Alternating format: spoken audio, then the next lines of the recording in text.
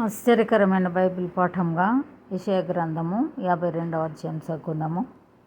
సియోను లెమ్ము లెమ్ము, నీ బలము ధరించుకొనుము.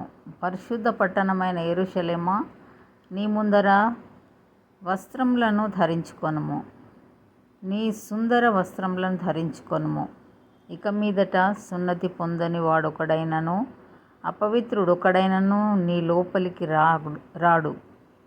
ధూళి దులుపుకొనుము యెరూషలేమా, లేచి కూర్చుండుము. చెరపట్టబడిన సియోను కుమారి, నీ మెడకట్లు విప్పి వేసికొనుము. యెహోవా ఇలాగు సెలవిచ్చుచున్నాడు, మీరు ఊరకయే అమ్మబడితిరి గదా, రూకలీయకయే మీరు విమోచింపబడెదరు.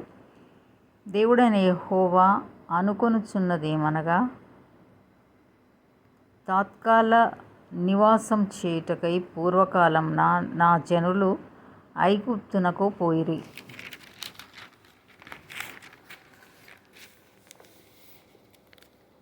మరియు అష్షూరు నిర్నిమిత్తముగా వారిని బాధపరచెను. నా జనులు ఊరకయే కొనిపోబడి ఉన్నారు. వారిని బాధపరచువారు వారిని చూచి గర్జించుచున్నారు. ఇదే యెహోవా వాక్కు. దినమెల్లా నా నామం దూషింపబడుచున్నది కావున ఇచ్చట నేనేమి చేయవలెను?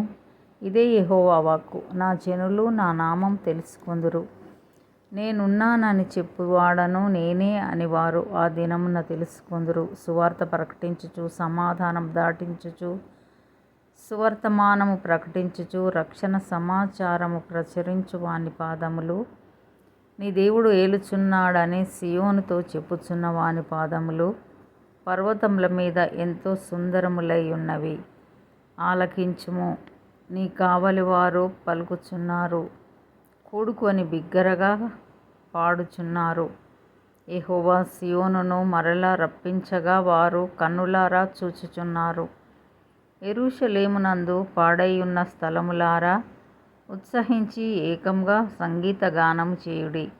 యెహోవా తన జనులను ఆదరించెను, యెరూషలేమును విమోచించెను. సమస్త జనముల కన్నుల ఎదుట యెహోవా తన పరిశుద్ధ బాహువును బయలుపరచి ఉన్నాడు. భూదిగంత నివాసులందరూ మన దేవుని రక్షణ చూచెదరు. పోవుడి పోవుడి, అచ్చట నుండి వెళ్ళుడి. అపవిత్రమైన దేనిని ముట్టకుడి, దాని యొద్ద నుండి తొలగిపోవుడి. యెహోవా సేవోపకరణములను మోయువారులారా, మిమ్మును మీరు పవిత్రపరచుకొనుడి. మీరు త్వరపడి బయలుదేరరు, పారిపోవు రీతిగా వెళ్ళరు. యెహోవా మీ ముందర నడుచును. ఇశ్రాయేలు దేవుడు మీ సైన్యపు వెనకటి భాగమును కావలి కాయును. ఆలకించుడి, నా సేవకుడు వివేకముగా ప్రవర్తించును. అతడు హెచ్చింపబడి ప్రసిద్ధుడై మహా ఘనుడుగా ఎంచబడును. నిన్ను చూచి ఏ మనిషి రూపము కంటే అతని ముఖమును, నర రూపము కంటే అతని రూపమును చాలా వికారమని చాలామంది ఎలాగూ విస్మయమొందెదరో, అలాగే అతడు అనేక జనములను చిలకరించును.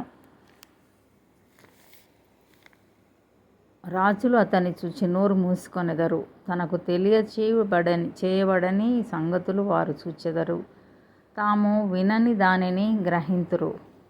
ఇంతటితో ఈ దినం కొరకైన బైబిల్ పాఠము సరి.